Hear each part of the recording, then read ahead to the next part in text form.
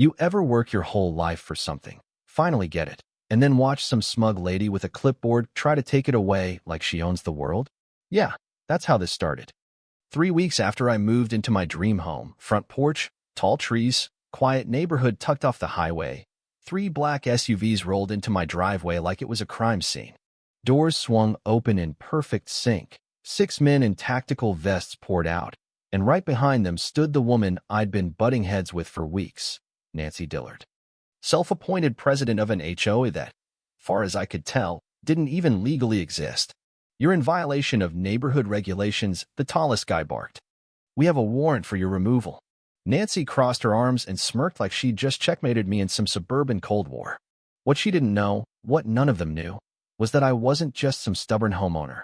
I was the chief of police, and I'd been letting this game play out long enough. But let's back it up, because you gotta understand how we got here.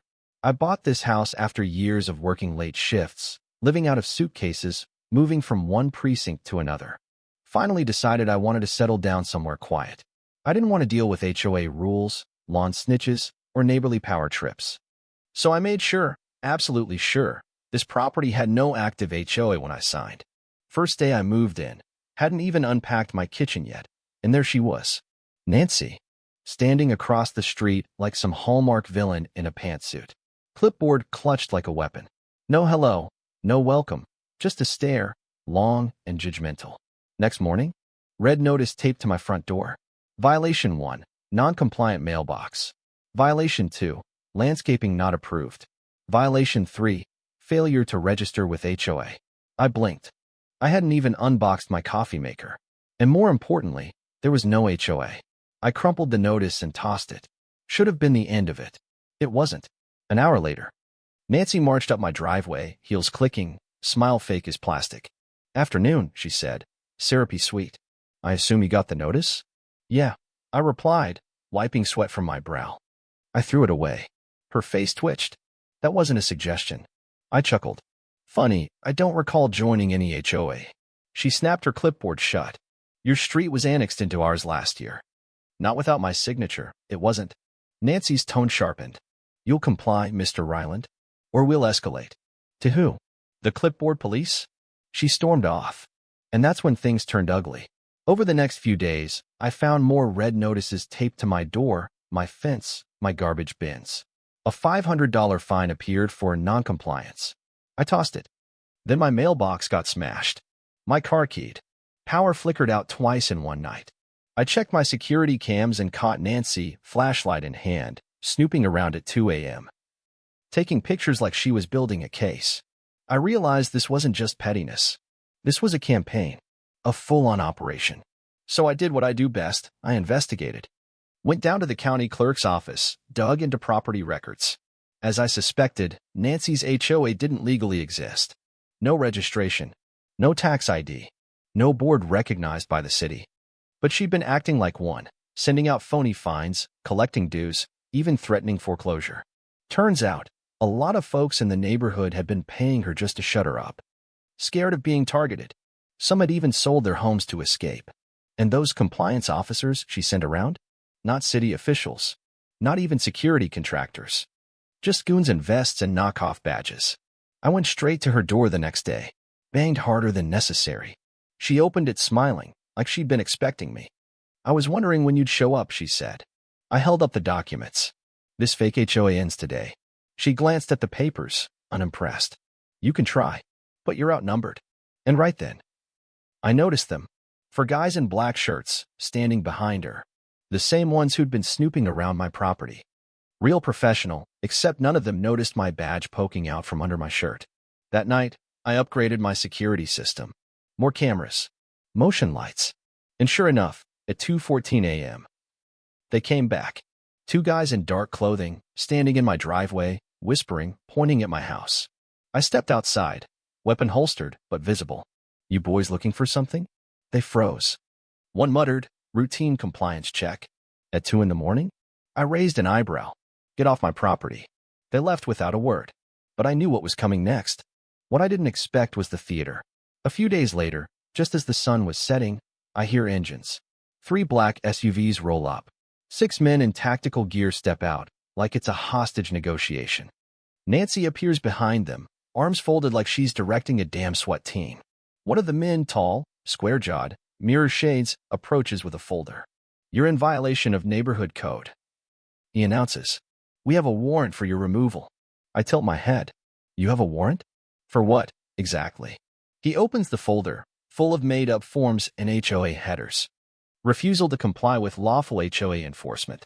Nancy steps in. "We gave you every chance, Mr. Ryland. You chose this path." I stay calm. Real calm. I scan their gear. Their uniforms are inconsistent.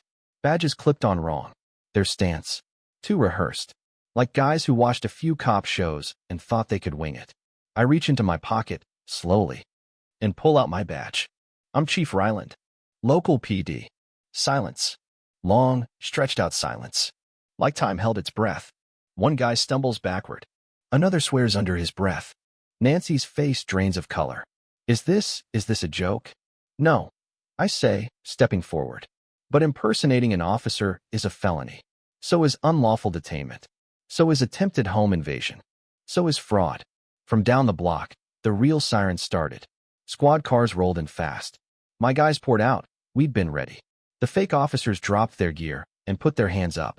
One tried to run. Bad idea. My lieutenant tackled him so hard, he bounced off the pavement. Nancy. She just stood there, frozen, clutching that damn clipboard like it could still protect her. We cuffed every last one of them.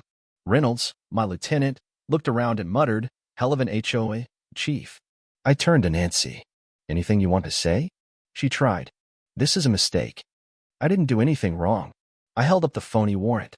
"So these guys just showed up on their own with this?" She looked away. "I was just trying to keep order." We searched her house. What we found: bank records, property liens, forged documents. Not just from our neighborhood, but from others. She'd been running this scam for years, under different names, different neighborhoods. Sometimes buying homes through shell companies after pressuring owners to sell. Sometimes collecting dues and disappearing. And tucked in the back of one folder was a signature. Not hers, but a city official's. That explained how she got access to homeowner data. Why her paperwork looked legit. Why complaints disappeared. Nancy wasn't the top. She was just the middle. We built a case. In a week, we had search warrants. Raided 4 more properties. Seized over $2.7 million in assets. Arrested board members, fake officers, and, yes, the city official behind it all. A real estate fraud ring, hiding behind fake HOAs. Nancy flipped fast. Testified for a reduced sentence. Claimed she was just following orders. Just trying to keep order. But when you terrorize a neighborhood, forge documents, impersonate police, and try to arrest the actual chief of police, yeah, order's not really what you're after. By the end of the month, the whole thing came down. And just like that, the people who'd been bullied for years were free. About a month later, I was sipping coffee on my porch when a letter arrived. Hand-delivered. Fancy envelope. I opened it. It was from the Real Homeowners Association of Springview County. And what it said, well, that's a story for another day. But before I go, let me ask you something. What would you have done in my place? If your neighbor tried to turn a fake HOA into a private army? If they tried to steal your property with phony legal threats? Drop your thoughts in the comments. I want to hear what you think about HOA abuse, fake authority, and what justice should really look like in a neighborhood like this. And hey, if the story blew your mind just a little, hit like. Hit subscribe, and stick around. We're just getting started.